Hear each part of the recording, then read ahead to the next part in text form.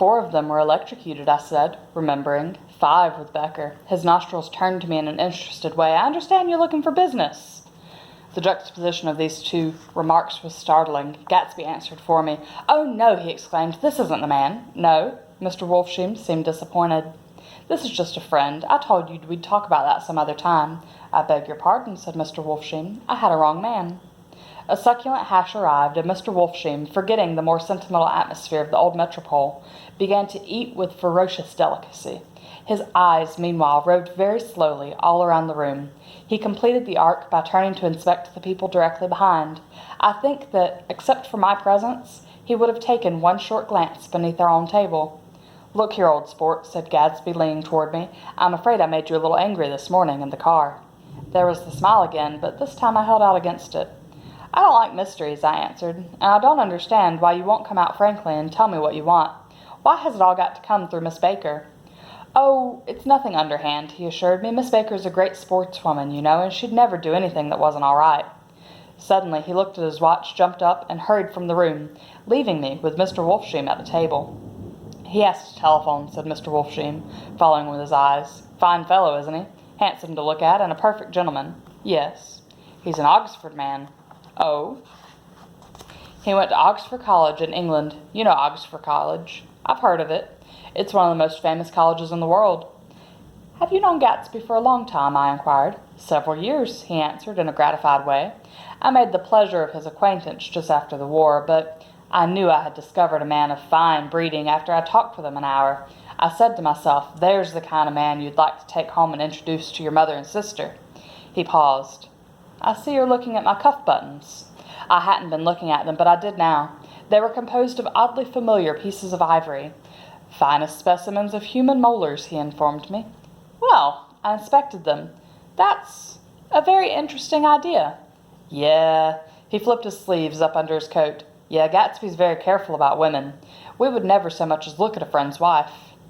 When the subject of this instinctive trust returned to the table and sat down, Mr. Wolfsheim drank his coffee with a jerk and got to his feet. I have enjoyed my lunch, he said, and I'm going to run off from you 2 young men before I outstay my welcome. Don't hurry, Meyer, said Gatsby without enthusiasm. Mr. Wolfsheim raised his hand in a sort of benediction. You're very polite, but I belong to another generation, he announced solemnly. You sit here and discuss your sports and your young ladies and your... He supplied an imaginary noun with another wave of his hand. As for me, I am 50 years old, and I won't impose myself on you any longer. As he shook hands and turned away, his tragic nose was trembling. I wondered if I had said anything to offend him. He becomes very sentimental sometimes, explained Gatsby's. That is one of his sentimental days. He's quite a character around New York, a denizen of Broadway. Who is he anyhow, an actor? No. A dentist? Meyer Wolfsheim? No, he's a gambler. Gatsby hesitated, then added coolly, he's the man who fixed the World Series back in 1919. Fixed the World Series, I repeated. The idea staggered me. I remembered, of course, that the World Series had been fixed in 1919, but if I had thought of it at all, I would have thought of it as a thing that merely happened, the end of some inevitable chain. It never occurred to me that one man could start to play with the fate of 50 million people, with the single-mindedness of a burglar blowing a safe.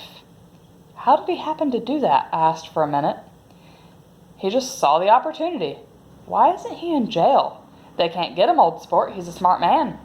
I insisted on paying the check. As the waiter brought my change, I caught sight of Tom Buchanan across the crowded room.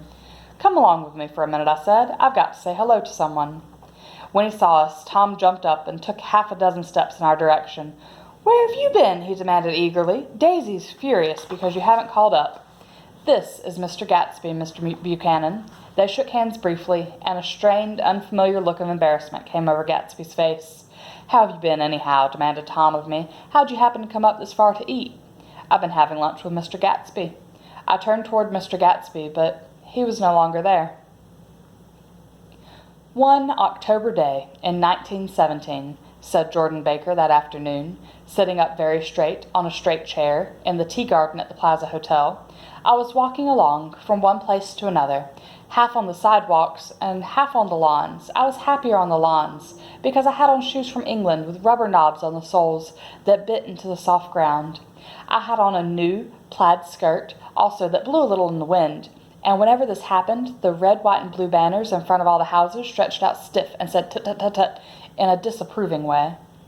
The largest of the banners and the largest of the lawns belonged to Daisy Faye's house. She was just 18, 2 years older than me, and by far the most popular of all the young girls in Louisville.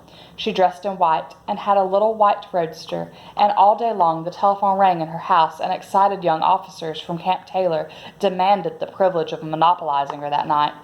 Anyways, for an hour.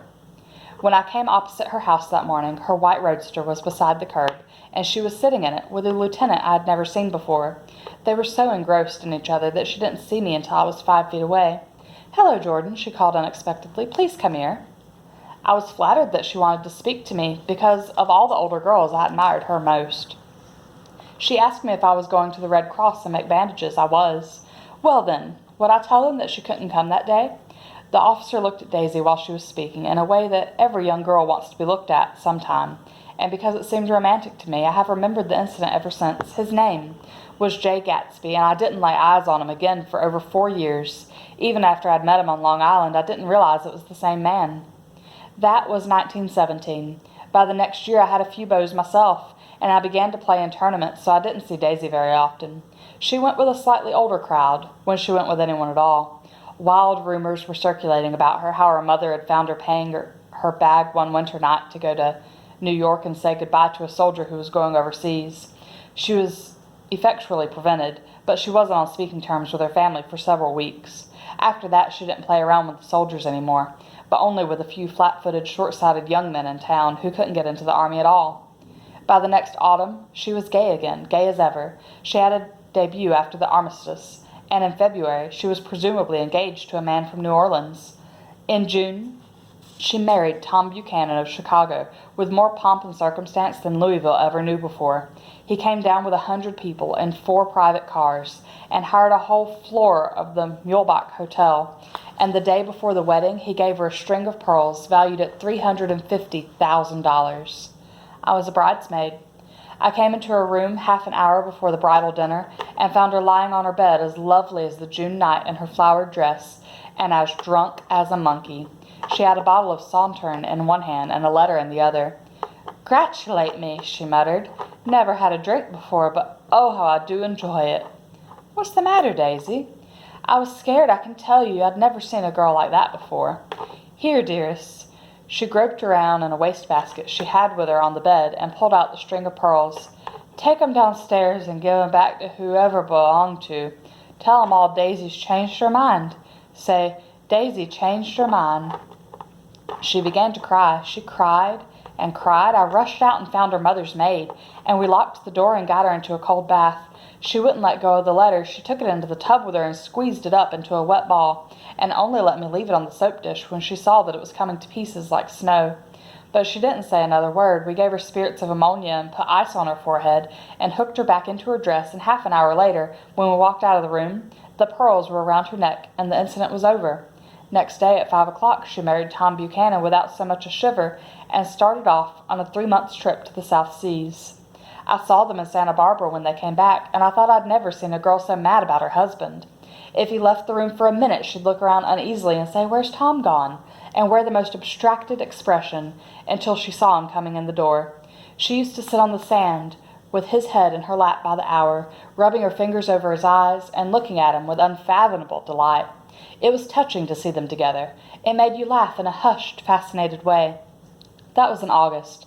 A week after I left Santa Barbara, Tom ran into a wagon on the Ventura Road one night and ripped a front wheel off his car. The girl who was with him got into the papers too because her arm was broken. She was one of the chambermaids in the Santa Barbara hotel. The next April, Daisy had her little girl, and they went to France for a year.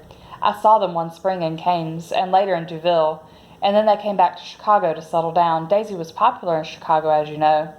They moved with a fast crowd, all of them young and rich and wild, but she came out with an absolutely perfect reputation, perhaps because she didn't drink.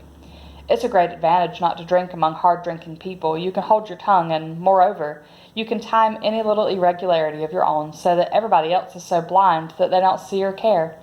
Perhaps Daisy never went in for a more after all, and yet there's something in that voice of hers. Well, about 6 weeks ago, she heard the name Gatsby for the first time in years. It was when I asked you, do you remember, if you knew Gatsby and West Egg. After you had gone home, she came into my room and woke me up and said, 'What Gatsby?' And when I described him, I was half asleep. She said in the strangest voice that it must be the man she used to know. It wasn't until then that I connected this Gatsby with the officer in her white car." When Jordan Baker had finished telling all this, we had left the plaza for half an hour and were driving in a Victoria through Central Park. The sun had gone down behind the tall apartments of the movie stars in the West 50s, and the clear voice of little girls already gathered like crickets on the grass rose through the hot twilight.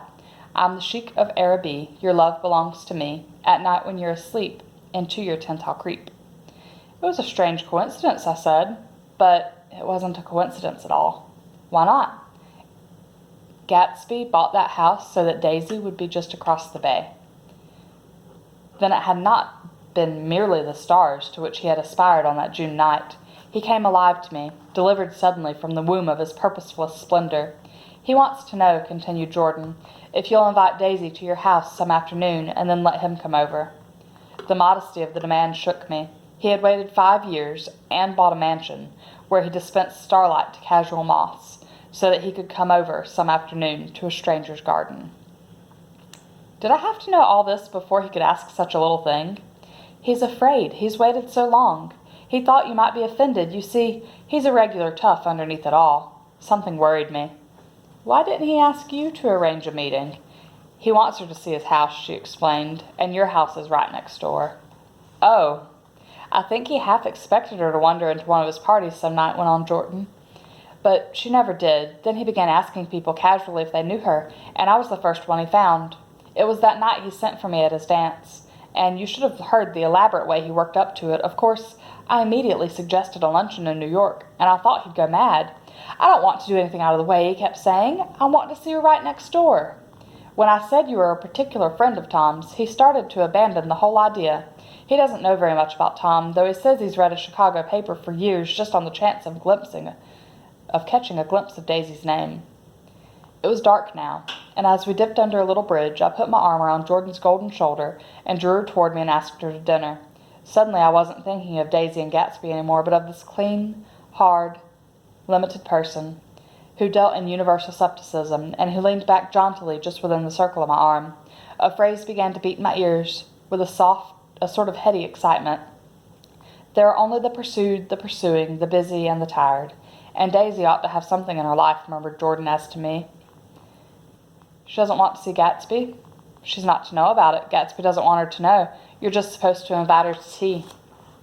We passed a barrier of dark trees, and then the facade of 59th Street, a block of delicate pale light, beamed down into the park. Unlike Gatsby and Tom Buchanan, I had no girl whose disembodied face floated along the dark cornices and blinding signs, so I drew up the girl beside me, tightening my arms. Her wan, scornful mouth smiled, and so I drew her up closer, this time to my face.